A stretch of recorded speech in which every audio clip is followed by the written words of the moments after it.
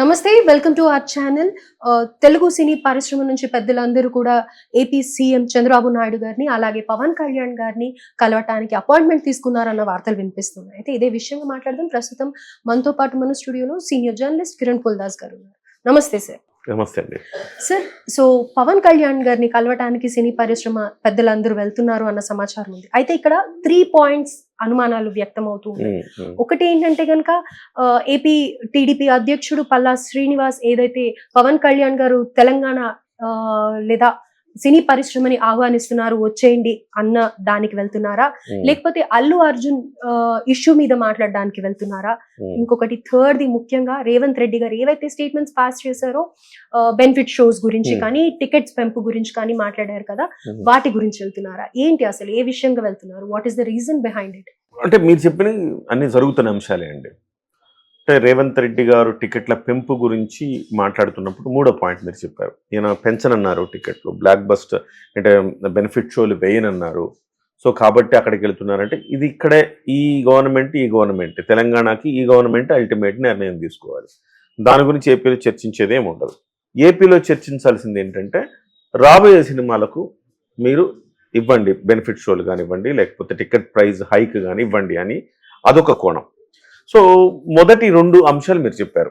ఏంటి ఫస్ట్ అంశం ఏంటి అంటే ఇక్కడ ఒక్క విషయం, తెలంగాణలో ఇలా బెనిఫిట్ షోస్ కానీ లేకపోతే టికెట్ రేట్స్ కానీ పెంచకపోయినా కానీ అట్లీస్ట్ ఆంధ్రాలో అయినా మీరు పర్మిషన్స్ ఇవ్వండి అని కోరటానికా, లేకపోతే వస్తాయా రావా కన్ఫర్మ్ చేసుకోవడానికి? అదే కరెక్ట్. డెఫినెట్గా అందులో పాయింట్ ఉంది. డెఫినెట్గా అక్కడ పెంచమని చెప్పి అడగటానికి చేశారు. అక్కడ ఉన్న కాంప్లికేషన్స్ ఏంటో నేను మాట్లాడుకుందాం ఫైనల్ గా. మొదటి 2 పాయింట్లు డిస్కస్ చేశాక 3వ పాయింట్. మొదటి 2 పాయింట్లు ఏంటి మీరు అడిగింది? టీడీపీ అధ్యక్షుడు పల్లా శ్రీనివాసరావు గారు ఆంధ్రప్రదేశ్ లో మీరు సినిమా ఇండస్ట్రీ ఇక్కడికి తరలి రావచ్చు అని చెప్పారు. యాజ్ ఏ తెలుగుదేశం పార్టీ అధ్యక్షుడిగా, ఆంధ్రప్రదేశ్ అధ్యక్షుడిగా ఆయన మాట అన్నారు. సో వాస్తవానికి పవన్ కళ్యాణ్ గారు కానివ్వండి, గత ప్రభుత్వంలో జగన్మోహన్ రెడ్డి గారు కానివ్వండి, అంతకుముందు చంద్రబాబు నాయుడు గారు కానివ్వండి ముఖ్యమంత్రిగా ఉన్నప్పుడు మీరు ఇక్కడికి వచ్చి షూటింగ్లు చేసుకోండి అని అడుగుతున్నారు. అది వాస్తవమే. సో ఇప్పుడు దీన్ని ఇక్కడ ఇష్యూస్ని ఆధారంగా చేసుకొని పల్లా శ్రీనివాసరావు గారు మా దగ్గర రండి అని చెప్పి అడగడం అంటే ఆయన అవకాశాన్ని వినియోగించుకోవాలని ఆయన భావించారు. కానీ ఆ రకంగా అలిగి వెళ్ళిపోయే పరిస్థితి ఉందా ఇక్కడి నుంచి అంటే ఖచ్చితంగా లేదు. అంటే ఇక్కడ ఈ ప్రభుత్వం మీద అలిగి అక్కడికి వెళ్ళిపోతే మరి ఇక్కడ కూడా సినిమాలు ఆడాలి కదండి. నైజాం అనే పెద్ద ఏరియా కదా ఇక్కడ. మరి ఇక్కడ మమ్మల్ని వదిలేసి వెళ్ళారు మీరు అక్కడికంటే ఏం సంకేతం ఇస్తారు? డెఫినెట్గా తెలంగాణ ప్రజలు హర్ట్ అవుతారు. మీరు ప్రభుత్వాల మీద మీరు అలగచ్చు, ఇబ్బంది ఉండొచ్చు, కానీ సినిమా పరిశ్రమని ఇంకో చోటికి తరలించడం అనేది అసాధ్యం. అది షూటింగులు చేసుకోవచ్చు. షూటింగులు చేసుకోవటానికి కొన్ని లొకేషన్స్ ఉన్నాయి. ఇప్పుడు విశాఖపట్నంలో యారాడ కొండలు కావచ్చు, రిషికొండ బీచ్ కావచ్చు, ఇలాంటివన్నీ కూడా హైదరాబాదుకు లేని మణిమకుటాలు అక్కడ ఉన్నాయి కాబట్టి తీసుకోవచ్చు. మదనపల్లి వెళ్తే హార్స్లీ హిల్స్ ఉంది. ఇట్లా ఇంకా కోస్టల్ బెల్ట్ చాలా పెద్దది ఉంది. సో కాబట్టి అక్కడ సహజ సిద్ధ సౌందర్యాల మధ్య షూటింగ్లు చేసుకునే అవకాశం ఉంది కాబట్టి వెళ్తారు. కానీ ఇవాళ ఒక ఫిల్మ్ సిటీలో షూటింగ్ చేసుకోవాలంటే రామోజీ ఫిల్మ్ సిటీ కానీ, అన్నపూర్ణ స్టూడియో కానీ, రామానాయుడు స్టూడియో కానీ ఇలాంటివి అక్కడ అవకాశాలు లేవు. కాబట్టి అన్నీ కూడా మీకు సహజ సిద్ధమైన లొకేషన్స్లో షూటింగ్ తీయడం అనేది కొంచెం ఇబ్బందికరమైన అంశం. సో అన్ని వేళలా అది సాధ్యం కాదు. కాబట్టి ఖచ్చితంగా ఫిల్మ్ స్టూడియోలు ఉండాలి. మీరు ఆంధ్రప్రదేశ్ అక్కడికి రావాలి, ఇండస్ట్రీ అక్కడ కూడా ఉండాలి అంటే ఇక్కడి నుంచి అక్కడ తరలి రావటం కాదు. అది ఇక్కడి నుంచి అక్కడ కూడా షూటింగ్లు చేయటం, అది కూడా తెలుగు ప్రజలున్న రాష్ట్రమే కాబట్టి అక్కడ కూడా షూటింగ్లు తీయడం అనేది వాళ్ళు ఆశించడంలో తప్పులేదు. వీళ్ళు ఆ రకంగా ఆ ప్రోత్సాహం ఆ రాష్ట్రానికి కూడా అంటే పన్నులు వస్తాయండి. అక్కడ షూటింగ్లు తీయడం వల్ల అక్కడ జనాలకు ఉపాధి వస్తుంది, అక్కడ పనులు, అక్కడ కొంత రెవెన్యూ జనరేట్ అవుతుంది అనేది వాళ్ళ. ఇక్కడ రామోజీ ఫిల్మ్ సిటీలో ఒక రోజు షూట్ చేస్తే దానికి గాను కొంత అమౌంట్ పే చేస్తారు.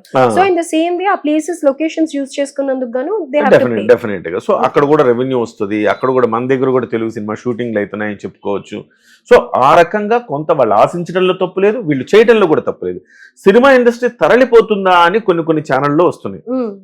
ఆంధ్రప్రదేశ్ ముఖ్యమంత్రి గారిని అలాగే ఉప ముఖ్యమంత్రి పవన్ కళ్యాణ్ గారిని కలుస్తున్నారు, సినిమా ఇండస్ట్రీ ఏమైనా తరలిపోతుందా అంటే అలాంటి అవకాశాలు లేవు. 2 తెలుగు రాష్ట్రాలే ప్రస్తుతం ఇక్కడ సెటిల్ అయ్యాం. గతంలో అంటే అది వేరు. మద్రాసు నుంచి మనం ఇక్కడికి రావడానికి ఒక రీజన్ ఏంటంటే తెలుగు అన్న రీజన్. అక్కడ తమిళనాడులో తమిళ మాట్లాడే ఒక రాష్ట్రంలో తెలుగు సినిమాని షూటింగ్ చేయడం ఏంటి విచిత్రం కదా. కాబట్టి అక్కడి నుంచి తెలుగు ఇండస్ట్రీ ఇక్కడికి రావాలని ఆ రోజుల్లో గట్టి డిమాండ్ ఉండేది. నాగేశ్వరరావు గారు చాలా దీని మీద ఇనిషియేషన్ తీసుకున్నారు. ఆ తర్వాత రామారావు గారు కూడా దీనికి సహకరించారు.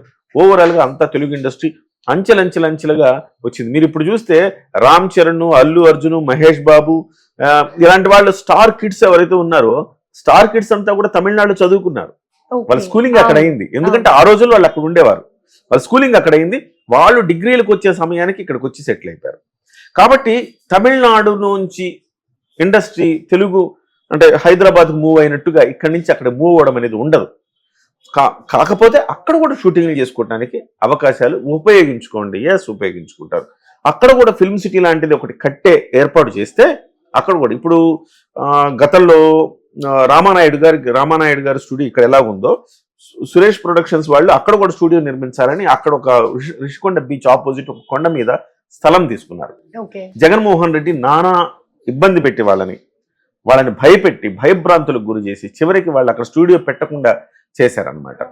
సో ఆ రకంగా చేస్తే ఎవరు రారు కదండి. ఇప్పుడున్న ప్రభుత్వం చాలా అమికబుల్, అంటే ఇండస్ట్రీతో మొదటి నుంచి కూడా తెలుగుదేశం ప్రభుత్వానికి మంచి సంబంధ బాంధవ్యాలు ఉన్నాయి. అదే సమయంలో ఇవాళ పవన్ కళ్యాణ్ గారు కూడా ఇండస్ట్రీ వ్యక్తే కాబట్టి ఇప్పుడు ఎక్కువ ప్రోత్సాహకాలు అక్కడ వస్తాయి. కాబట్టి డెఫినెట్గా వెళ్ళే అవకాశం ఉంది. అది పాయింట్ నెంబర్ 1. సో ఇవాళ వాళ్ళు ఇద్దరు అంటే సినిమా ప్రముఖులందరూ కూడా పవన్ కళ్యాణ్ గారిని చంద్రబాబు గారిని కలవడానికి వెళుతున్నారు అంటే రీజన్ ఇది కాదు.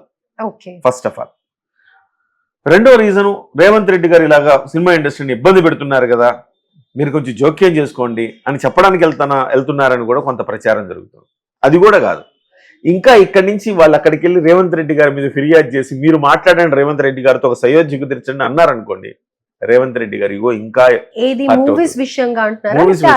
మూవీస్ విషయము అల్లు అర్జున్ విషయం ఇవన్నీ మాట్లాడడానికి వెళుతున్నారని ప్రచారం జరుగుతుంది. Allu Arjun issue and movies వాళ్ళు ఇబ్బంది పెడుతున్నారు. నిన్న మాట్లాడిన మాటలు మీరు చూసారు. ఒక పోలీస్ అధికారి మాట్లాడిన మాటలు జూబ్లీ హిల్స్ లో మీ అందరికీ లీజ్ మీద ఇచ్చారు స్థలాలు. అప్పట్లో మా త్యాగాల ఫలితంగా మీరు అక్కడ ఉన్నారు, గుర్తుపెట్టుకోండి, తెలంగాణ ప్రజలు మంచివారు కాబట్టి సహిస్తున్నారని మాట్లాడారు. ఇవన్నీ కొంచెం హట్టింగ్గా ఉంటాయి ఇవన్నీ. సో కాబట్టి వాళ్ళు ఆ రకంగా వెళ్ళిపోతున్నారేమో అని ఒక ప్రచారం జరుగుతుంది. అక్కడికి వెళ్ళిపోయి తెలంగాణ ప్రభుత్వం మీద ఫిర్యాదు చేయడమో, తెలంగాణ ప్రభుత్వం ఇలా చేస్తోందండి మీరు మాట్లాడమని చెప్పడం, ఇలాంటివి చేస్తారని ఆశిస్తున్నారు. అలాంటి ఏమి జరగవు. అలా నిజంగా అలా వెళ్తే అది తెలివి తక్కువతనం అవుతుంది. ఎందుకంటే ఆ ప్రభుత్వం ఈ ప్రభుత్వం ఆ ప్రభుత్వం చెప్తే ఈ ప్రభుత్వం ఎందుకు ఉంటుందండి? వినదు. ఇవాళ రేవంత్ రెడ్డి గారు ఎంత చంద్రబాబు గారు తానులో ముక్కైనా ఇవాళ ఆయన ముఖ్యమంత్రి ఈ రాష్ట్రానికి. ఆయన చంద్రబాబు చెప్పేస్తే వినేస్తాడంటే కాదు, డెఫినెట్ గా. కాకపోతే ఏంటంటే వీళ్ళు వెళ్ళింది ఏంటంటే స్పష్టంగా గేమ్ చేంజర్ రాబోతుంది. అంటే ఇప్పుడు ఒక చిన్న ఆల్రెడీ దీనికి పెంచారు, దేవరకు పెంచారు టికెట్లు, తర్వాత పుష్పకు పెంచారు. అదే క్రమంలో గేమ్ చేంజరు, సంక్రాంతికి వస్తున్నాం, తర్వాత డాకు మహారాజ్ ఈ మూడింటికి కూడా పెంచాలి అని చెప్పి ఆయా నిర్మాతలు వెళ్ళి అడగటానికి ఆస్కారం ఉంది. 2-3 రోజుల్లో అపాయింట్మెంట్ అడిగారట. ఆయా నిర్మాతలు వెళ్ళి అడగటానికి ఆస్కారం ఉంది. ఇక్కడ ఎలాగూ లేవు కాబట్టి అక్కడన్నా పెంచండి అని చెప్పి అడగటానికి ఆస్కారం ఉంది. First thing. రెండవది అక్కడ వాళ్ళకి ఆ ప్రభుత్వానికి వచ్చే ఇబ్బంది ఏంటంటే ఆ ప్రభుత్వం ఏమంటదంటే ఏం ఆలోచిస్తుందంటే ఇప్పుడు తెలంగాణ ప్రభుత్వం ఏమో 250 రూపాయలు 300 రూపాయల టికెట్లు అమ్ముతూ మనం ఇక్కడ 400 రూపాయలు 500 రూపాయల టికెట్లు అమ్మితే ఇక్కడ ప్రజలు మనల్ని ఎట్లా స్వీకరిస్తారు? ప్రజలు ఏమనుకుంటారు? తెలంగాణ వాళ్ళు ఏం పెంచలేదు, మీరు ఎందుకు పెంచుతారు అని చెప్పేసి ప్రజల్లో నెగటివిటీ వస్తుందా అని ఆలోచిస్తారు. గతంలో కూడా మీరు చూస్తే 19 రోజుల పాటు ఇప్పుడు పుష్ప 2కి హైదరాబాద్లో టికెట్ల రేట్లు పెంచారు. 19 రోజుల పాటు. ఆంధ్రప్రదేశ్ కేవలం 14 రోజుల పాటు మాత్రమే పెంచింది. తెలంగాణ ప్రభుత్వం పెంచినంత రేట్లు ఆంధ్రప్రదేశ్ ప్రభుత్వం పెంచలా. 100 రూపాయలు తక్కువే పెట్టింది.